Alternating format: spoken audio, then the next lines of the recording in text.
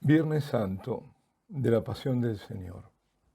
Hoy todo es austero y sobrio, porque así lo exige el recuerdo del Viernes Santo. Es el día de la muerte del Señor en la cruz. Hoy el celebrante y los demás sacerdotes, si los hay, se postran al comienzo de la celebración como signo de humildad ante la majestad y el poder de Dios, que hecho hombre dio su vida para vencer nuestras muertes. En la liturgia de este Viernes Santo contemplamos a Cristo en la cruz y lo veneramos, pero lo hacemos sin separar la muerte del Señor de su resurrección, como tampoco separamos la resurrección de su muerte. La cruz es luminosa, por muy oscura que parezca la hora, y es luminosa porque está iluminada por la luz de la resurrección. Y así como la muerte no es definitiva, porque Cristo es la vida, y por eso la muerte en Él será muerta, así también, siendo la resurrección definitiva y para siempre, Cristo resucitado lleva siempre sus llagas glorificadas. El relato de la pasión es el de San Juan, que es el que mejor denota la divinidad y el señorío de Cristo, su absoluto control y dominio en todas las circunstancias de su pasión y de su muerte. Cuando vienen a por él y les pregunta, ¿a quién buscáis?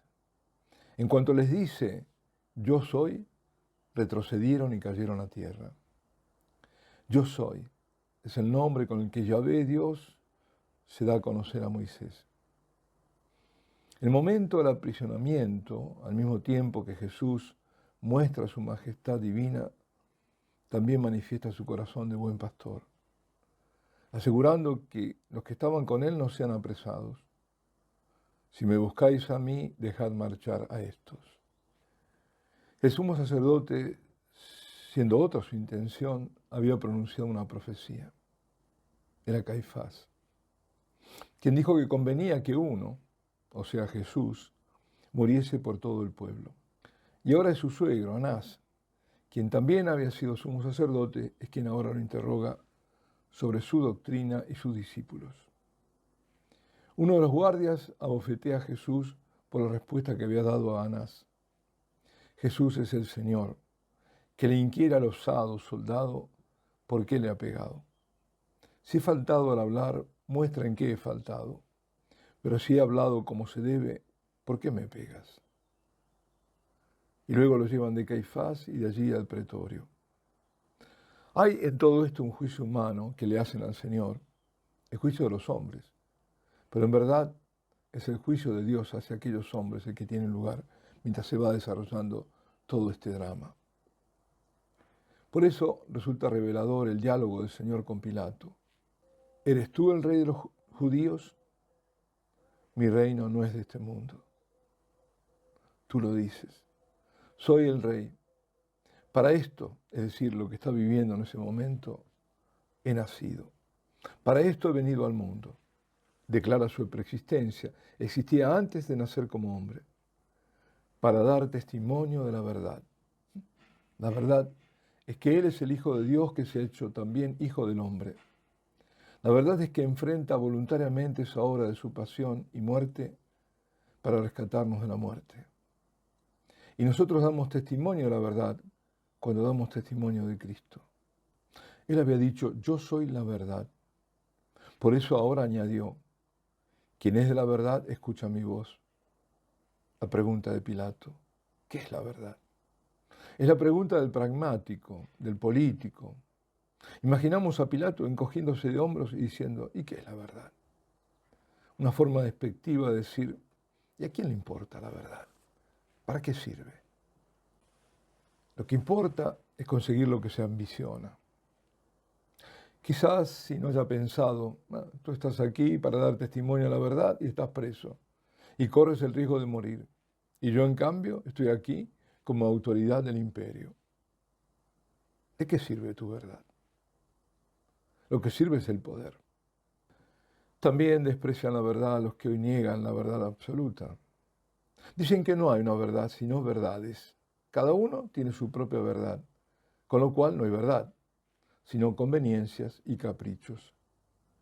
Y este es el relativismo moral y de todo tipo, denunciado y condenado por Benedicto, porque lleva a lo que ahora vivimos, la dictadura de este relativismo. Dictadura, claro, porque se aceptan todas las verdades, menos la verdad única. Se es tolerante ante todas las mentiras y errores, pero intolerante ante la verdad. Esta es la obra del demonio. El juicio humano que se hace sobre Jesús está contaminado por las presiones de los sumos sacerdotes y otras jerarquías judías que se sirven de la multitud a la que incitan. Y está también contaminado por la opinión de un juez movido no por deseos de equidad, sino por cálculos políticos. Y el falso juicio lleva al inocente a ser brutalmente flagelado y luego a pasar por la vejación de los soldados, de la soldadesca, para ser finalmente condenado a muerte. Porque Pilato sabe que Jesús es inocente y por 3 veces intenta no condenarlo. E incluso se asusta porque podría ser el Hijo de Dios, porque de eso lo acusan, de llamarse Hijo de Dios. Incluso después de flagelarlo lo presenta a ver si a la misericordia de los demás. Ecce homo. Y nada, todo lo contrario, crucifícalo. Lo condena a muerte. Lo condena a muerte cumpliendo con un gesto profético. Ordena que se coloque una inscripción sobre la cruz. Jesús, el Nazareno, Rey de los judíos. Es el título del crimen por el que Jesús muere. La escena que nos cuenta San Juan es la descrita siglos antes por el salmista en el Salmo 21, 22. Su ropa se divide y la túnica se sortea. Cerca de la cruz de Jesús, María con el pequeño remanente. Así será ahora, en estos momentos de la pasión de la Iglesia. El remanente fiel del Señor con María y no olvidemos, con Jesús pendiendo de la cruz, con el fruto del árbol de la vida, con la Eucaristía. Las últimas frases del Señor en la cruz que San Juan nos transmite son 3. Es decir, habla en 3 ocasiones. Mujer, ahí tienes a tu hijo, ahí tienes a tu madre. Tengo sed, está cumplido. La veneración, también llamada adoración de la Santa Cruz, va acompañada de lamentos. Pueblo mío, qué mal te he hecho, ¿en qué te he provocado? Y recuerda los beneficios de Dios a su pueblo. Y en cambio preparaste una cruz para tu Salvador. Para mi sed me diste vinagre. Con una lanza atravesaste el costado de tu Salvador. Yo te he dado un cetro verdadero. Tú me has dado una corona de espinas. Te levanté con gran poder. Me colgaste en la horca de la cruz. En el centro de la liturgia del Viernes Santo está el rostro desfigurado y ensangrentado de Jesús en la cruz. Este rostro santo refleja la impotencia del hombre, todo el pecado humano. Y aquel viernes de la pasión del Señor, el grito desgarrador. Dios mío, ¿por qué me has abandonado? Y su eco se extiende a todos los tiempos y a toda la humanidad. Es la pregunta desesperada que se convierte en oración ante lo que percibimos como abandono de Dios. Es el grito de la humanidad ante la crueldad y el horror de la guerra, ante la más profunda desolación, o ante ese mal que negamos pueda tener raíces humanas de tan despiadado y absurdo que es. Ese era el grito del Salmo, el grito de Israel y de toda la humanidad desolada y desesperada. Hoy, cuando nos enteramos de lo que ocurre en tantas partes del mundo, de la injusticia, de lo que se hace con los niños, de la guerra instigada por Satanás, reaparece el mismo grito. Decía el entonces cardenal Ratzinger, que la respuesta a esa exclamación que vuelve a surgir, Dios mío, ¿por qué me has abandonado?, está en aquel que sufrió por todos nosotros. Y lo primero que hay que observar es que Jesús no confirma la ausencia de Dios, sino que la transforma en oración. A pesar de todo, Dios sigue estando cerca y como en el momento crucial lo está ahora. Por eso, ante la rebeldía que despiertan algunos, el dolor de los inocentes, la pregunta es, ¿puedes rezar honestamente antes de haber hecho algo para enjugar la sangre de los que sufren y secar sus lágrimas? ¿No es el gesto de la Verónica lo primero que hay que hacer para poder hablar de oración?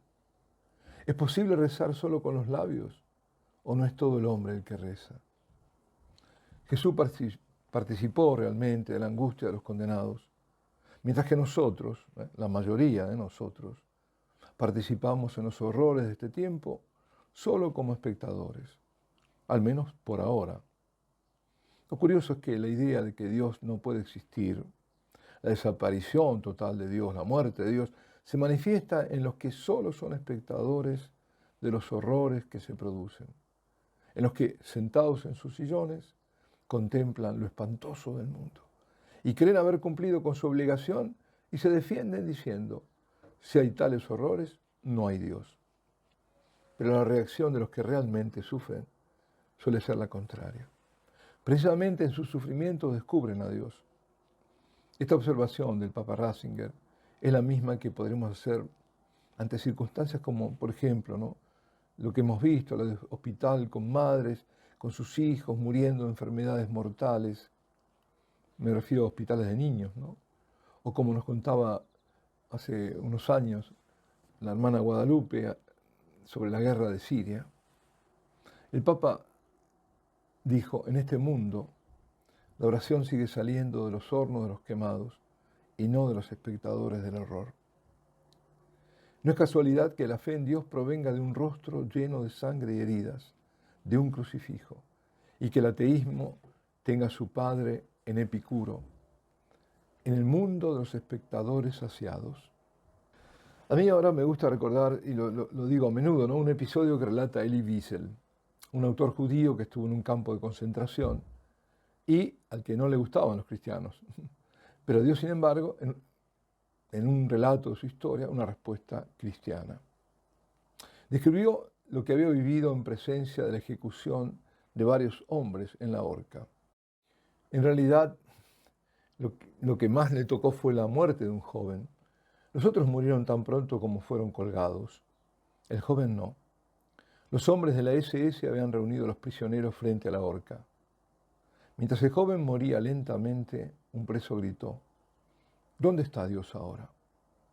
Dice Wiesel, y oí una voz dentro de mí que decía, ¿dónde está? Aquí está, colgando de esta horca. Bueno, ese es Cristo. Cristo en el pobre, en el desvalido, en el ahorcado. Cristo en la cruz muriendo por todos.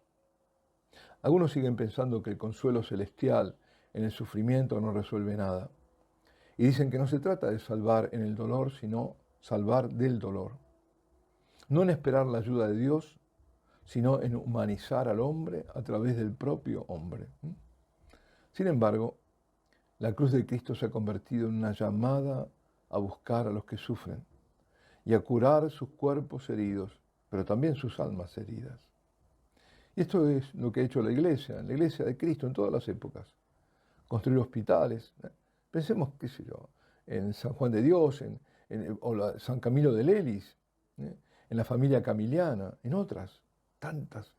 La Iglesia siempre ha asistido física y espiritualmente a todos los necesitados, ha acudido en su auxilio o ha ido a buscarlos. Fueron las palabras del Señor en la cruz, tengo sed, las que impulsaron a la Santa de Calcuta a hacer todo lo que hizo. Un fraile capuchino en un remoto lugar del sur de Italia, llevando los estigmas de Cristo en su cuerpo y toda su vida, sufriendo con él, erigió la Casa del Alivio, que es uno, si no el mayor, de los hospitales católicos. Hoy muchos hablan con palabras y críticas duras a la Iglesia. Hoy se habla mucho de humanismo, precisamente hoy que Dios es desplazado por el hombre, incluso por hombres que se llaman a sí mismos hombres de Iglesia, o se supone que son. Nos preguntamos si realmente hay una llamada y una respuesta al servicio como lo hubo entonces, en aquellos siglos que el modernismo llama oscuros. Queridos amigos, no nos dejemos intimidar por la propaganda, no nos dejemos engañar por la mentira, no entremos en polémicas inútiles, sino busquemos siempre la verdad, que es Cristo. Dirijamos nuestra mirada a Cristo, al crucificado, y a sus heridas por las que somos sanados, a su cruz que nos salva. Alabado sea Jesucristo.